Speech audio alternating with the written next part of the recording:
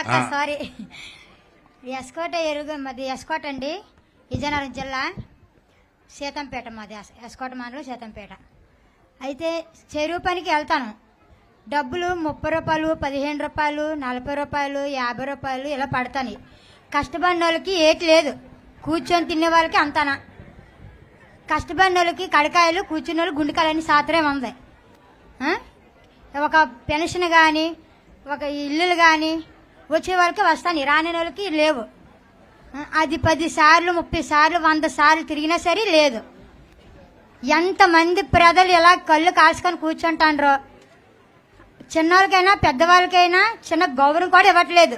గెలిచాక ఒక మాట, గెలిచి ఒక మాట. ఓకే, గెలిచాక మీకేమమ్మా మేమున్నామంటారు, గెలిచి వెనకెట్టేస్తాండ్రు. ప్రజల మాట ఎవరు పట్టించుకోవట్లేదు, ఉండే వాళ్ళ మాట పట్టించుకుంటారు. నేను వాళ్ళంటే ఒక ఏక ముక్కలా చూస్తాండ్రు జనాల్ని, తెలుసా?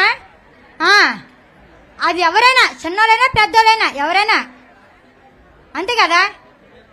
ఉన్న వాళ్ళ కాడ ఏముంది, నేను వాళ్ళ కాడ ఏముంది, అందరూ మనుషులే. పోస్ట్ ఒకటే బ్లడ్, కొయ్యపోతే బ్లడ్ కాదు కదా. అది ఎవరినైనా మనుషుల్లో తలలో పెట్టుకొని మైండ్లో ఎంతవరకు చూడాలో, మనుషుల్ని ఎంత విలువ ఇవ్వాలో, ఎంత కష్టపడితే ఎంత చెయ్యాలో అది గమనించుకుంటే చాలు. గెలిచాక ఒక మాట, గెలిచి ఒక మాట కాదు మేడం. అది ఎవరైనా ఒకటే అని చూడాలి.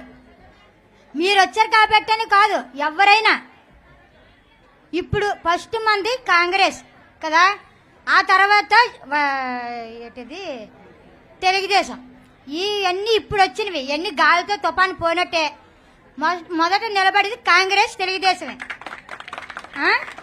అవన్నీ ఆ రెండు నిలబడితే జనాలు నీట్గా ఉంటారు. ఎవరో ఏదో వచ్చి చేసేస్తారని మేము ఇచ్చేయము. మా ప్రజల బాధ పట్టించుకున్న వాళ్ళకే మాకు నాయకులు. ప్రజల మాట పట్టించుకున్న వాళ్ళు మాకు నాయకులు కాదు, ఎవరో వాళ్ళు. Thank you ma'am. తర్వాత గుడ్ మార్నింగ్ మేడం.